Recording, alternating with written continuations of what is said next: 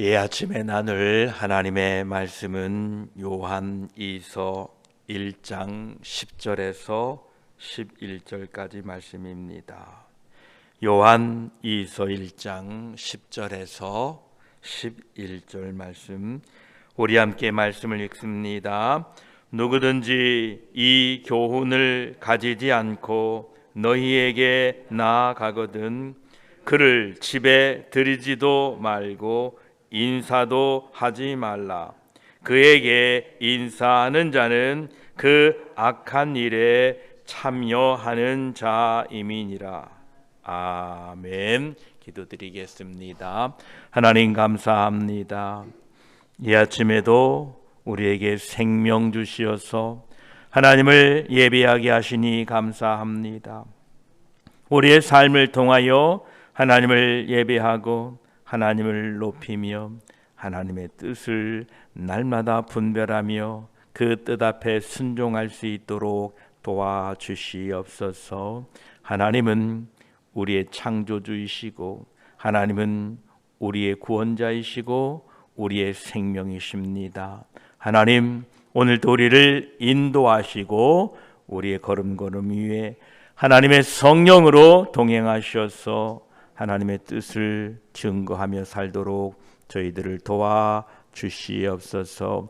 이 아침에 말씀을 나눌 때에 성령 하나님 함께하여 주시옵소서. 우리 구주 예수 그리스도의 이름으로 기도드립니다. 아멘. 1장 10절 말씀에 누구든지 이 교훈을 가지지 않고 너희에게 나아가거든 그를 집에 들이지도 말고 인사도 하지 말라. 11절에는 그에게 인사하는 자는 그 악한 일에 참여하는 자임이라 말씀합니다. 이 말씀을 들으면 오늘날 우리 그리스도인들은 불편하게 들릴 수 있습니다. 모든 사람들을 사랑하고 환영하고 긍휼히 여겨야 된다는 가르침을 받은 우리들이 누군가는 집에 들이지도 말고 인사도 하지 말라라는 이 권면은 충격적으로 느껴질 수 있습니다. 우리가 이 구절을 바르게 이해하기 위해서는 당시의 역사적인 배경과 영적 원리들을 함께 살펴보아야 됩니다. 요한이 이 편지를 썼던 1세기 말에는 초대 교회에는 순회 교사들이라는 거 있었습니다. 순회 교사들이 교회 공동체를 방문해서 그들을 방문하면서 가르쳤고 또 교회 구성원들 집에 머물러 있게 되었습니다.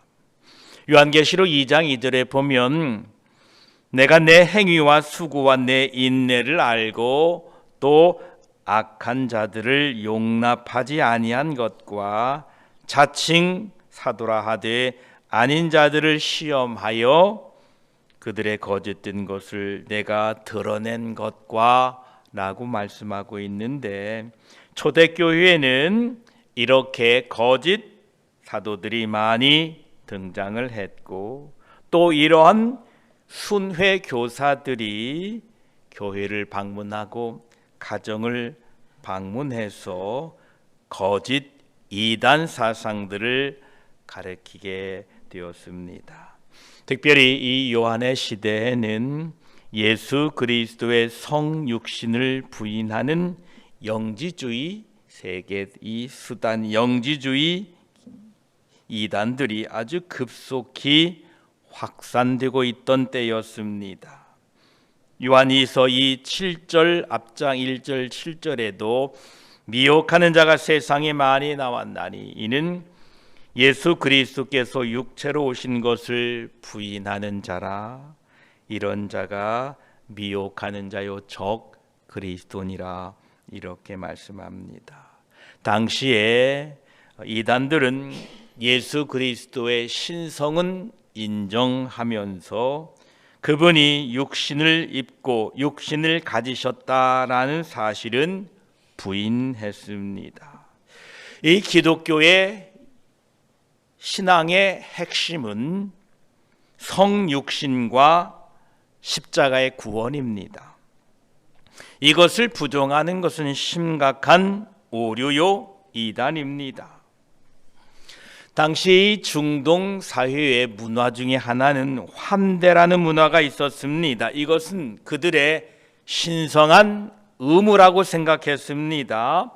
여행자들이 여행을 하다가 자기 집에 방문을 하게 되면 음식과 숙소를 제공하는 것이 사회적인 관습이고 책임이었습니다. 이러한 문화과 거짓 교사들이 그 지역에 왔을 때에 그저 묻지도 않고 따지지도 않고 그들을 자기 집에 들이고 교회에 들여서 음식과 숙소를 제공하는 이것이 바로 거짓 교사들이 마음껏 이단 사상을 가리킬 수 있는 토대가 되게 했던 것입니다. 그래서 10절 전반부에 누구든지 이 교훈을 가지지 않고 라고 밝히고 있는데, 이 교훈이라는 것은 바로 예수 그리스도께서 육체를 입고 오셨다라는 것을 부인하는 가르침인 것입니다. 이것은 단순히 견해 차이가 아니라 바로 구원과 직결되고 있는 핵심 진리입니다. 요한복음 1장 14절에도 말씀이 육신이 되어 우리 가운데 거하매 우리가 그의 영광을 보니 아버지의 독생자의 영광이요 은혜와 진리가 충만하더라 라고 말씀했는데, 예수 그리스도께서 육신을 입고 이 땅에 오셨다는 것은 기독교 신앙의 본질이자 핵심입니다. 그런데 이 교훈을 가지지 않고 방문하는 사람이 있거들랑 집에 들이지도 말아라 라고 말씀하고 있습니다.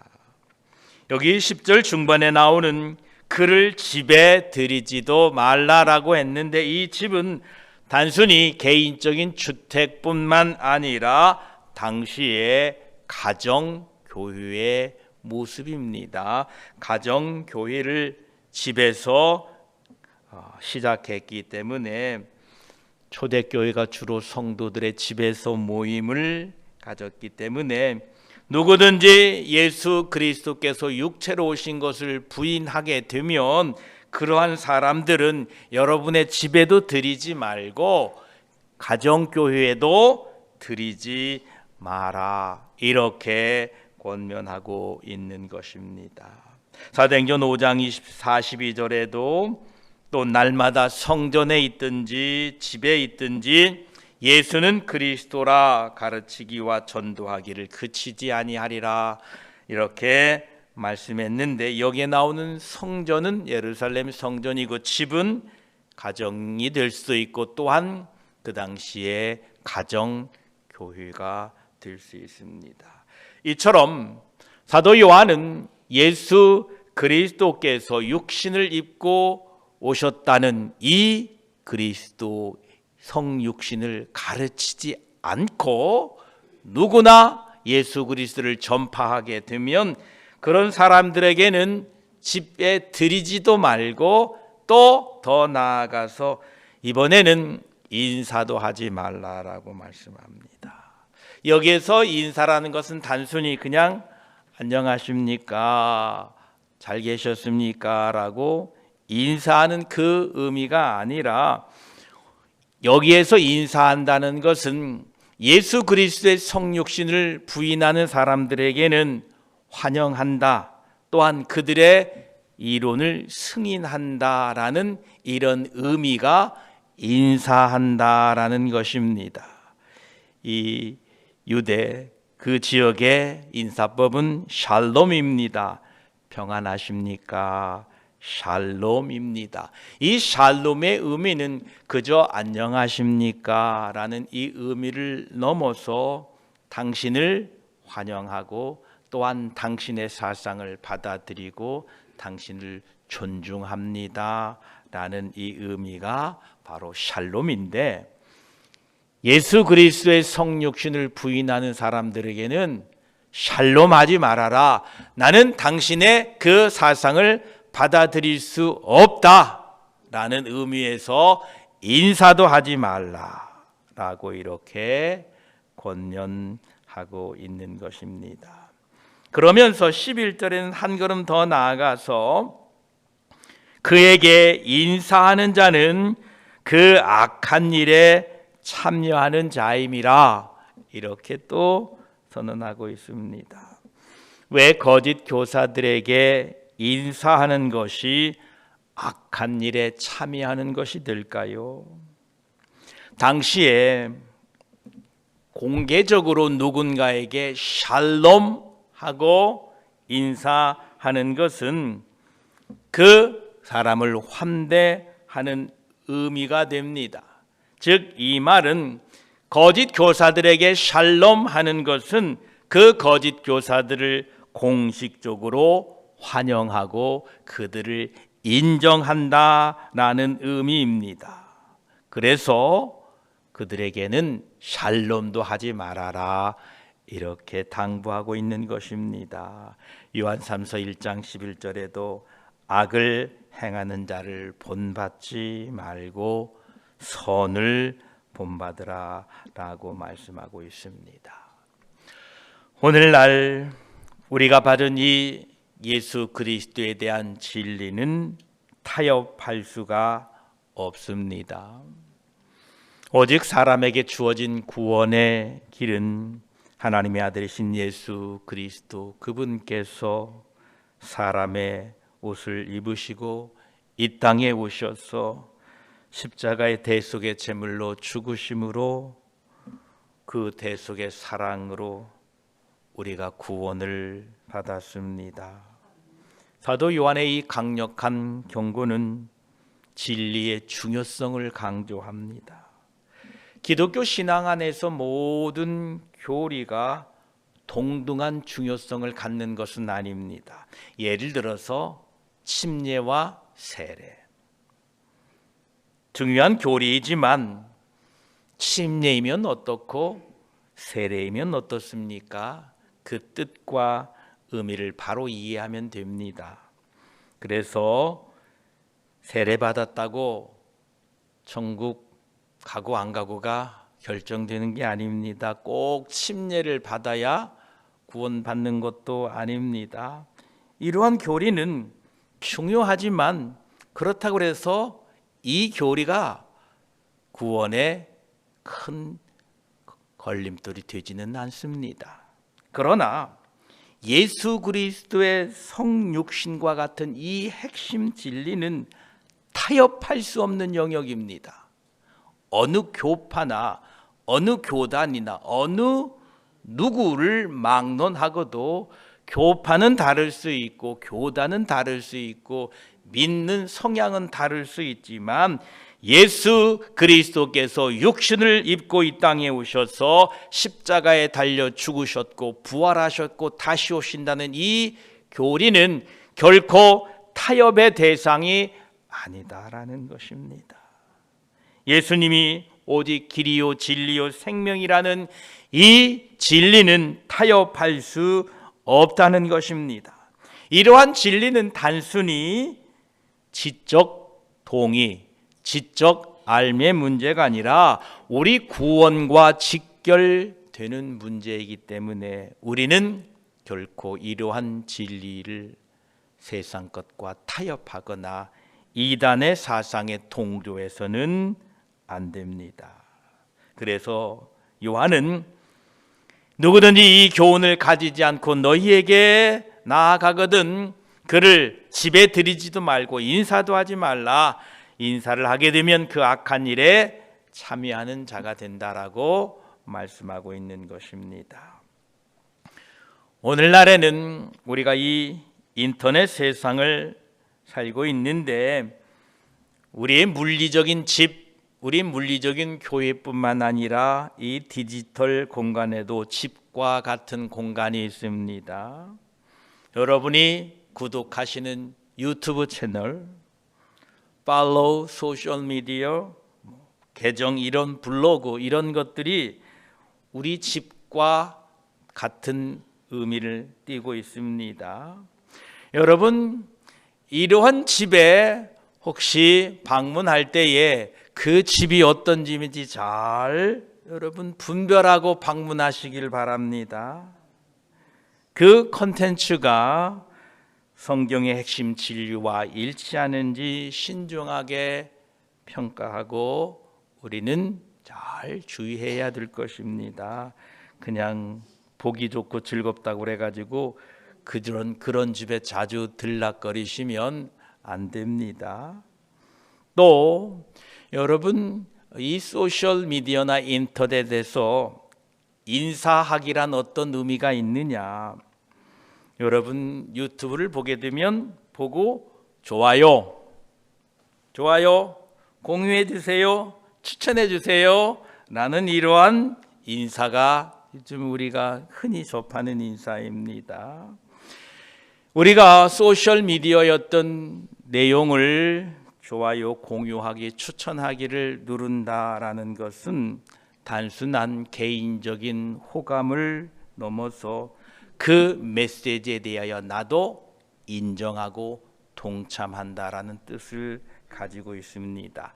마치 요한이 예수 그리스도의 성육신을 인정하지 않는 사람들은 인사도 하지 말고 그 집에 들이지도 말고 라고 말한 것처럼 예수 그리스도의 복음에 합당하지 않는 사람들의 유튜브 비디오나 어떤 글이든 여러분은 결코 좋아요, 공유하기 이걸 눌러서는 안 됩니다. 왜냐하면 여러분이 좋아요, 공유하기를 누르면 사람들은 이분도 이런 사상을 가지고 있나 보다라고 여러분 그 좋아요, 공유하기 때문에 어떤 이들은 시험에 빠지게 될 것입니다. 저와 여러분들은 이러한 소셜 미디어나 네트워크를 통해서 유튜브나 이런 인터넷을 통하여 복음에 합당하지 않는 것은 결코 좋아요 누르지 않게 되기를 바랍니다. 이런 것도 우리가 주의해야 될 필요가 있습니다.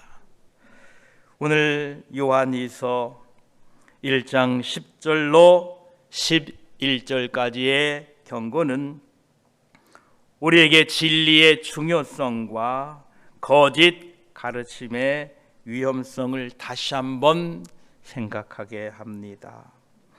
우리는 모든 진리의 차이점, 모든 진리에 대하여 배타적이 되라 라는 말이 아니라 복음의 핵심, 복음의 그 진수와는 어떤 것과 타협하지 말아라. 사람들은 그것이 진리라고 주장합니다.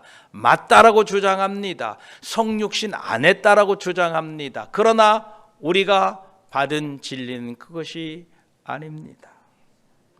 예수님은 분명히 성육신 하셨고 십자가에 죽으셨습니다. 그리고 죽으셨을 뿐만 아니라 다시 살아나셨고 다시 오십니다.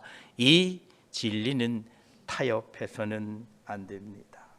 따라서 오늘날 우리 현대인 그리스도인들은 말씀의 분별력과 지혜와 하나님의 성령의 감동으로 늘 깨어 무엇이 참 진리인지 날마다 분별하며 살아가시기를 축복합니다. 요한은 오늘 이 서신을 통하여 우리 그리스도인들에게 진리 안에서 행하라 이렇게 말씀하고 계십니다. 여러분, 진리와 사랑 가운데 잘 균형 있게 살아가시기를 바랍니다. 사랑한다고 진리를 포기할 수는 없습니다. 그 당시에 환대의 문화가 있었기 때문에 누구나 다 여행자들은 자기 집에 들이고 음식을 대접하고 섬기는 것이 문화요 그들의 사랑의 방식이었습니다. 그러나 진리에 그들이 예수 그리스도의 성육신을 부인하고 이단 사상을 가리키고 있다면 그 진리로 인하여 그들을 용납하는 것은 진리를 믿는 우리들이기에 그들을 용납해서는 안 됩니다. 따라서 진리와 이 사랑의 균형을 잘 지혜롭게 유지하며 그리스도의 복음이 손상되지 않도록 저와 여러분 날마다 믿음의 분별력을 가지고 살아가시기를 축복합니다. 기도드리겠습니다. 하나님 감사합니다. 누구든지 이 교훈을 가지지 않고 너희에게 나아가거든 그를 집에 들이지도 말고 인사도 하지 말라. 그에게 인사하는 자는 그 악한 일에 참여하는 자가 된다라고 경고하고 있습니다. 당시에 많은 순회 교사들이 가정을 방문하고 가정교회를 방문했는데 그들 중에는 예수 그리스도의 성육신을 부인하고 예수님의 신성만을 가리키는 사람들이 있었다고 요한은 분명히 밝혔습니다. 요한은 그런 자들이 찾아오거든 집에 들이지도 말라라고 말합니다. 인사도 하지 말라라고 말합니다. 예, 그렇습니다. 우리가 받은 이 진리는 결코 타협할 수 없는 것입니다. 예수님이 우리를 위하여 십자가에 죽으셨다는 이 진리는 결코 타협되지 않습니다. 예수님께서 죽으시고 부활하시고 다시 오신다는 이 진리 또한 바꿀 수가 없습니다. 오직 구원의 길은 예수 그리스도 한 분밖에 없다는 이 진리는 우리는 결코 타협할 수가 없습니다. 하나님, 진리와 사랑을 우리 늘 구분하게 하셔서 아버지 사랑의 이유 때문에 용납의 이유 때문에 진리를 포기하지 않도록 하나님 도와주시고 날마다 진리 안에서 그리스도의 사랑으로 형제를 사랑할 수 있는 우리 모두가 되게 하여 주시옵소서. 감사드리며 우리를 사랑하시고 우리 안에 진리를 주시고 우리를 위하여 늘 간구하시는 우리 구주 예수 그리스도의 이름으로 기도드립니다. 아멘.